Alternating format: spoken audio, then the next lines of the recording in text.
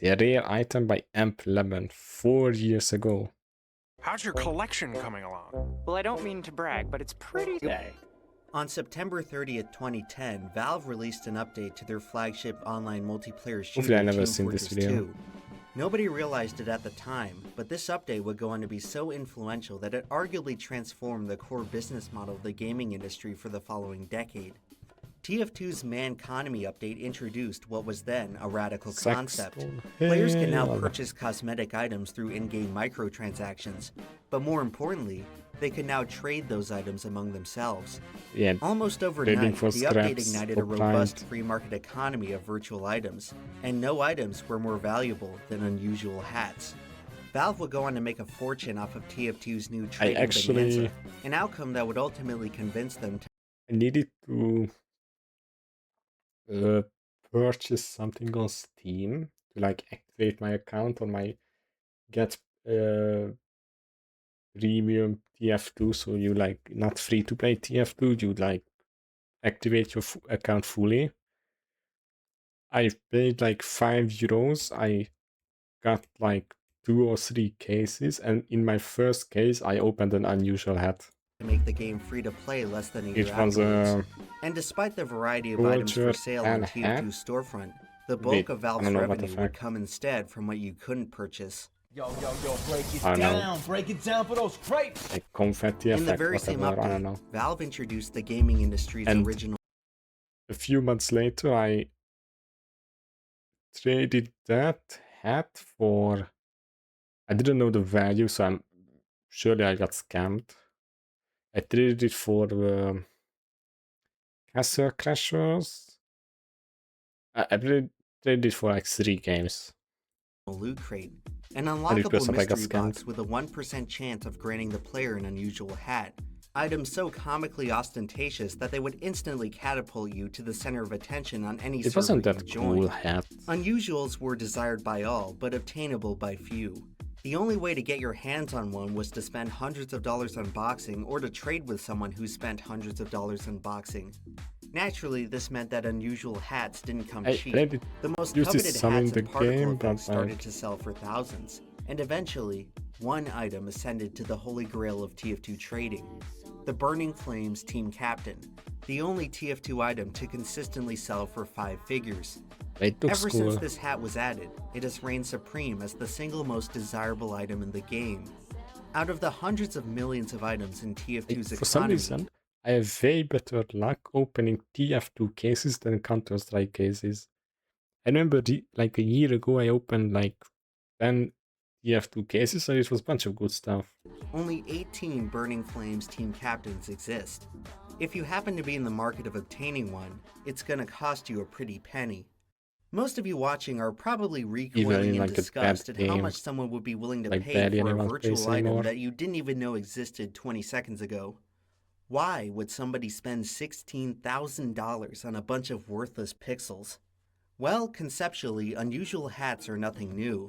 It turns out that plenty of people are willing to fork over a lot more than 16 grand on items that the rest of us would consider worthless. Trading cards, coins.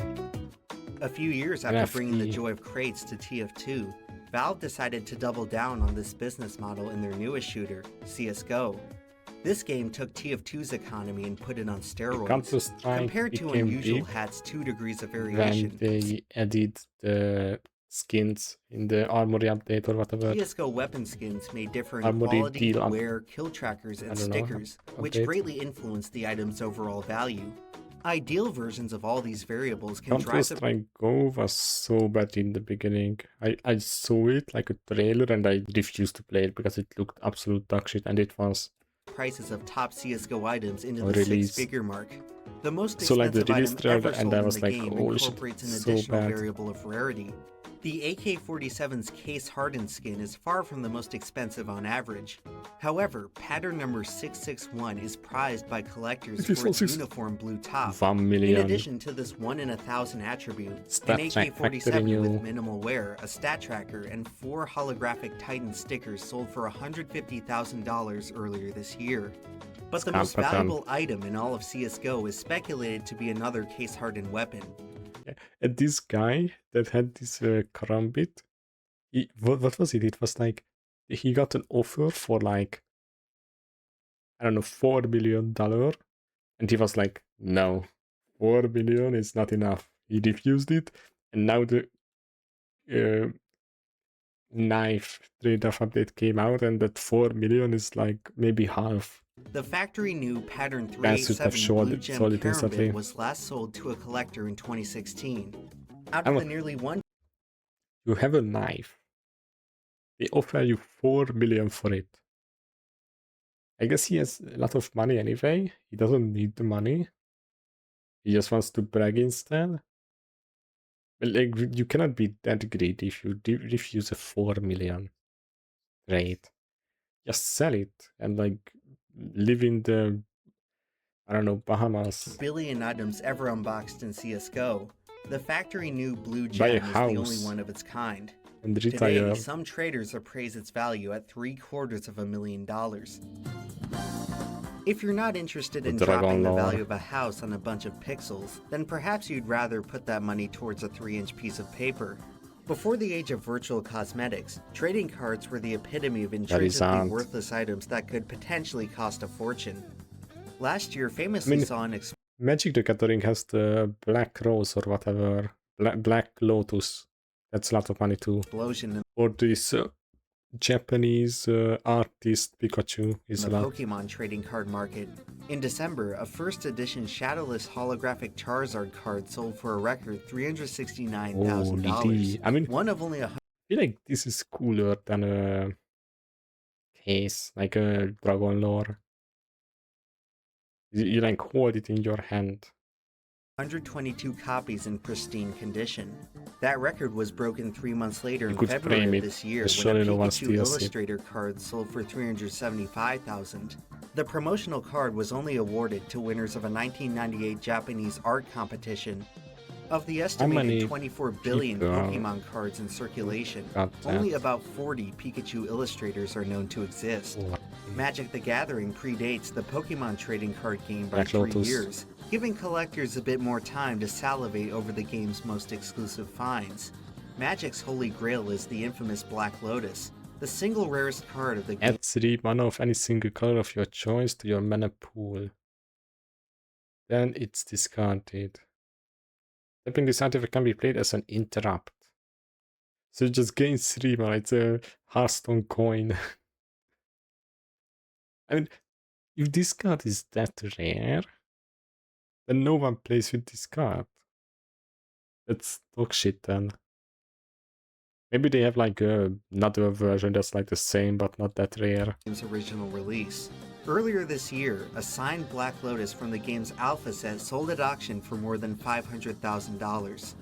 While the market for Magic and Pokemon cards have signed had around it? 25 years to develop, sports trading of the cards have card. spent the past century rising in value. In 1909, the American Tobacco Company was ready to release their T206 baseball card series, which they distributed in packs of cigarettes. However, sick. prior to the sale, Pittsburgh Pirates shortstop Honus Wagner revoked the rights to his likeness, forcing the tobacco company to remove his cards from Yeah, circulation. but it was in Due to circulation the sudden already. retraction, as few as 50 Wagner cards were ever distributed to the public. By the 1930s, the T206 Wagner had already become the most expensive baseball card in the world, Just selling because in it's 1933 for the rare. present-day equivalent of $1,000. In 1991, one of 3 remaining mint-condition Wagners was acquired by hockey great Wayne Gretzky for nearly $500,000. What? In 2016, another mint Wagner was sold for Activation. $3.1 million, Today. a record that stood until just last year. Currently, the most expensive baseball card is a PSA Grade 9 Mickey Hey, that Mantle looks rookie good. card, which sold for $5.2 million this past Not a lucky January. card. However, after nearly a century of dominance in the card collecting market, baseball cards look to soon be surpassed by basketball cards in value. LeBron In April of this year, James. a 1 of 23 autographed LeBron James Hey, rookie but this is cheating because they like get part of his like clothes in like a finals that they won, that they became a champion. They have autograph too. card tied for the record of $5.2 million. Dude, you are like a fry cook legend! Will you sign my spatula? Autographs provide collectors with a much Yeah, more it's personal cheating. touch to their prized possessions. The value of autographs vary wildly depending on its signee, but the most valuable ones typically belong to figures who are no longer. What if, like, I don't know,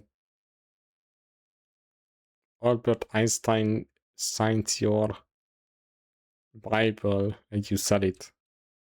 Like Abraham Lincoln's own Bible that he read and he signed it. Capable of producing them. In 2017, an autographed copy of Albert Einstein's iconic tongue photo was sold for $125,000.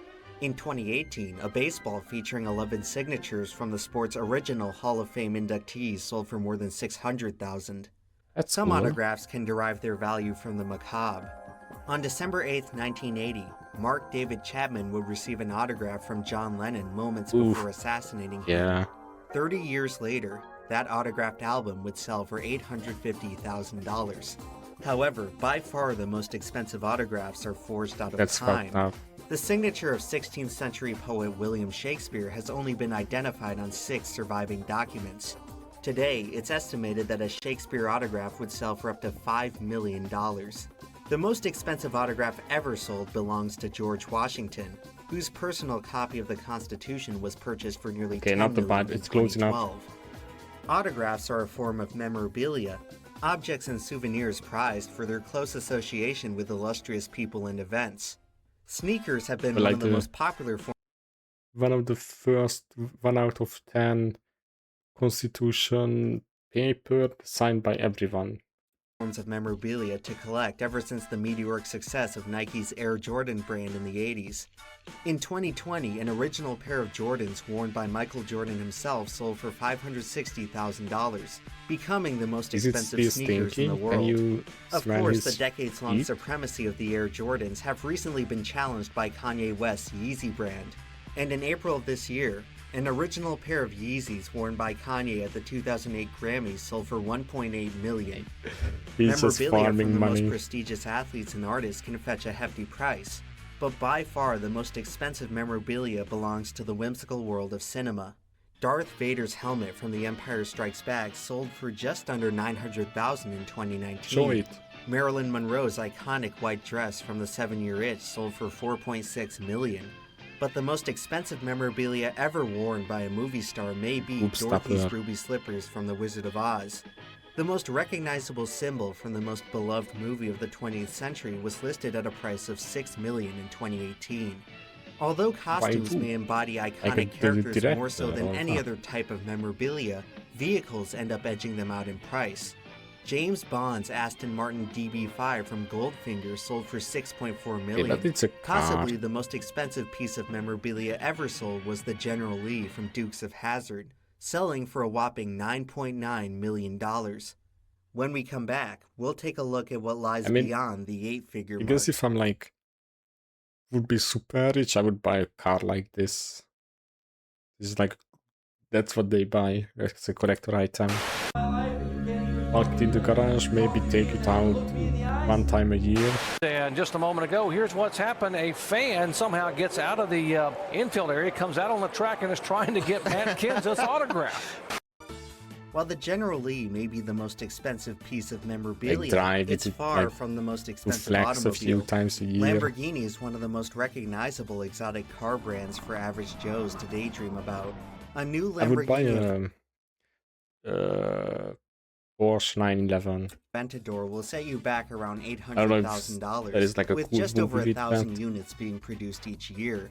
You buy That Ryan price is about Gosling's 10 car times in less than Drive. Lamborghini's most expensive model, the Veneno, only 12 of which were ever sold to the public. However, for the most elite car collectors, a typical Lambo might as well be a Toyota Corolla. It's 7 o'clock in the morning, Yeah. and Elon Musk anxiously waits for his My golden goal. payoff. I expect to receive Elon. a car that I've just bought, which is called the McLaren F1. In the 1990s, the McLaren F1 set the record for the fastest top speed reached by a production car, and has been prized by Ooh, it looks collectors actually ever cool. since. It's the old Including special variants, only 71 McLaren F1s design. were ever sold to the public, and recent sales of the model are now approaching the $20 million mark. The most expensive supercar right now this one is is the actually- ultra-rare Pagani Zonda HP Is it Barchetta, F-Spin? listed at a price of $23.5 million. However, the I title of prefer the the most old one, it looks listed at a cooler. price of That $23.5 one is million. goofy. However, the title of the Toy most car. expensive automobile in the world belongs to fellow Italian automaker Ferrari.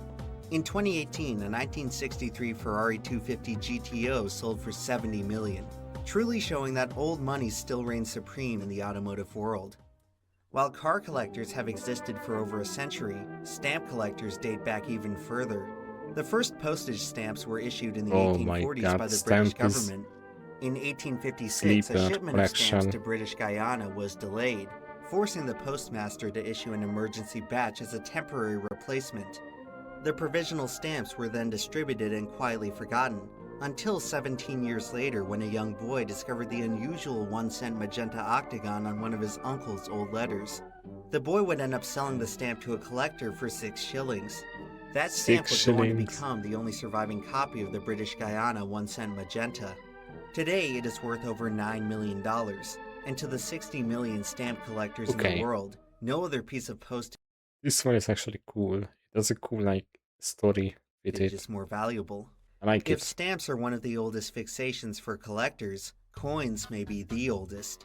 Evidence of coin Coins. collecting dates as far back as ancient Rome.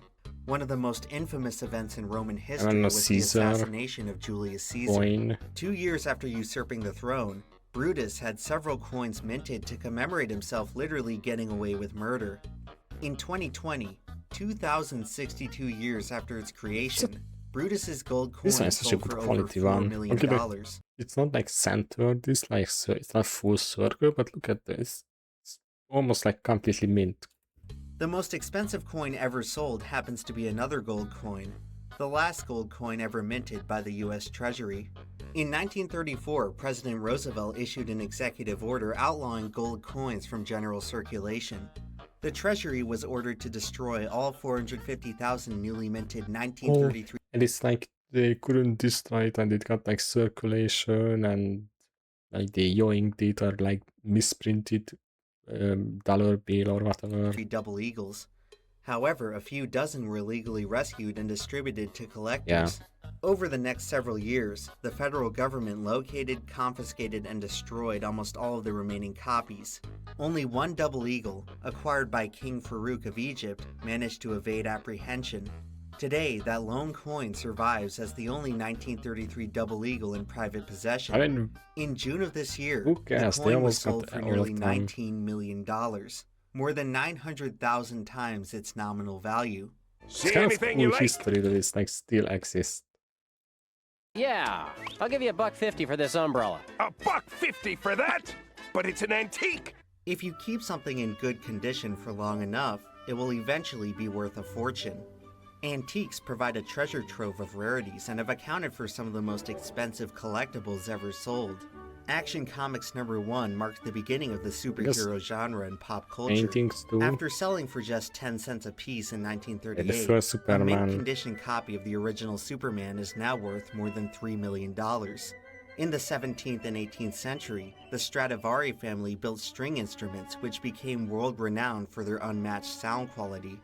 In 2008, a Stradivarius cello sold for $20 million, becoming the most expensive musical instrument in the world. Well, it's a violin. Leonardo da Vinci was the most recognizable figure of the 15th century, and he would end up writing what would eventually become the most expensive book in the world. In 1994, Microsoft co-founder Bill Gates purchased Leonardo's Codex Leicester for more than $30 million. Unofficially, the most expensive antique ever sold was this 18th century Qing Dynasty vase, selling at auction for over $80 million. It's at this point where the line between antique and Surely artwork Bill starts Gates to is blur. like Approaching the perfecting the 9-figure book. mark, we are beginning to enter the highest echelon of collectability, fine art. For centuries, expensive artwork has served as an enduring symbol of high-class Okay, but, society. like, For those who are paintings, so they are in disgustingly museums. You wealthy, cannot the concept of dollars and cents has practically lost all sell it. meaning. Fine art has often You can acted just as like the put a final price frontier point, of but what nobody's money gonna can buy it. buy. Nobody's allowed to. Currently, Alberto Giacometti's Pointing Man is the world's most expensive statue, Ooh, that's selling to cool. a collector for $141 million. If you consider jewelry to be art, then the prices become even more staggering. The infamous Hope Diamond necklace has been valued as high as the royal $350 million family and is generally considered to be the gem most expensive gem in the that world. India wants. However, some sources claim that the title actually belongs to the Cullinan 1, the largest colorless diamond ever cut. Part of the British royal family's scepter, it has been valued as high as $400 million. But that's still not as much as the most expensive privately owned painting, Leonardo da Vinci's Salvator Mundi. In 2017, it sold to a collector for $450 million, and may quite possibly be the most expensive single item owned by any individual. Of course, the most expensive painting in the world is another Leonardo da Vinci work, the Mona Lisa, the most famous painting in human history, a work of art so valuable that it defies private ownership. The Mona Lisa is technically property of the nation of France and resides on permanent display at the Louvre. It has an insured value of over $800 million, equivalent to the GDP of Samoa. I don't know, I just like Beyond this point, we dollars. Colors of it. I don't get it. There is something like special about it. Equivalent to the GDP of The ratios, Samoa. the colors. Beyond this point, we struggle to accurately appraise items. Anything more valuable starts to enter the realm of pricelessness. Certain items are deemed so anthropologically important that they transcend collectability and ownership. It's possible that ancient... The Rosetta Stone, yeah, where they deciphered Egyptian hieroglyphs. I said it in my Subnautica playthrough. This is like a funeral stone. You see the lines here. It's 3 different languages. This is Egyptian and 2 other. All of those 3 is the same text written. And it's some like crypt or like grave sign or like whatever, and they just made it to like, you know, remember stuff or like who was buried there. There were like king names in it that they deciphered in the beginning. They started with king names because they were like separate or like just few words like that matched instantly. And like very slowly they deciphered everything. It helped a lot because one of these 2, that's not the Egyptian, is kind of like a Greek language. So it's like close to Greek. But like an older type. Artifacts like the Rosetta Stone may be more valuable than the Mona Lisa, and but we may they have a copy of it that you can actually touch. There's a Vsauce video. Never know if it really is. It's insightful to discover the point at which we stop pricing items. Based on what we know about how older objects continue to become significantly rarer and more expensive, then this 40,000-year-old flute made out of a mammoth tusk should intuitively be one of the most valuable items in the world. However, the mammoth flute has substantially less fanfare than a Stradivarius violin, despite the flute being 100 times older. This exception may reveal what exactly it is we find valuable about collecting rare items. Welcome to the Batcave. This is the Guinness World Record Batman collection. The act of collecting is far from rare. At least a third of Americans collect something. When I was a kid, I used to collect 1/64 scale die-cast NASCARs, and I can truly say that it was one of the most satisfying and rewarding hobbies I've ever participated in. But why exactly do so many of us find collecting so rewarding? The psychology of collecting is not Boba Fett Lego figurine that's like a lot of money. Not very well understood. But it's not But our obsession with rarity may result from our brain's innate desire to seek out the extraordinary. The Boba Fett figurine was in only like one is set. largely a manifestation of foraging for food in prehistoric like times. Super rare, for our early ancestors, even in good discovering condition. novel and unique forms of sustenance meant a better chance at survival. Thus, our brains adapted to release dopamine whenever we are presented with new extraordinary items. Obtaining food is no longer the satisfying challenge that it once was, and present-day collectors may be attempting to recreate the rush of discovering a new berry in the wilderness. The subconscious desire to recapture our foraging roots may be but a microcosm of a far greater desire to recapture our tribal roots. Today, we live in a very alienating society, a far cry from the tightly-knit clans which our ancestors occupied. When we spend $400 million on a painting, or $9 million on a stamp, or $150,000 on a virtual gun, we are not just buying a rare item. In many ways, we are buying into the community that comes with owning a rare item. You see a bunch of people The with act like of full foraging in trumps of prehistoric like times was as room much of a and it's social like event a as it million was a stuff. day-to-day task. It provided This people is with just constant stuff in the bucket. opportunities to demonstrate their usefulness towards their peers. Foraging allowed people to feel valued by the community around them. We now live in an era where the average person has arguably never felt less valued. For many, joining a niche subculture is their only way to rekindle feelings of esteem and belonging. For collectors, it's a matter of finding a unified culture, one which truly represents their ideals and motivations. This may help justify why a 400-year-old violin is so much more desirable than a 40,000-year-old flute. When an item becomes too old, it loses the cultural relevance that makes it so compelling to us. People don't necessarily pay 9 figures on an original Da Vinci because it's centuries old or aesthetically pleasing. What they are truly paying for is a slice of what Da Vinci represents. They want to attach themselves to the prestige that Leonardo da Vinci's name carries. People admire Da Vinci, Michael Jordan, Superman. Maybe if we own an iconic piece of them, we can be admired too. While the impulse to collect Bill Gates has that book? What if he fucking like burns it? Then records it. Then what? Does he get arrested? Resources.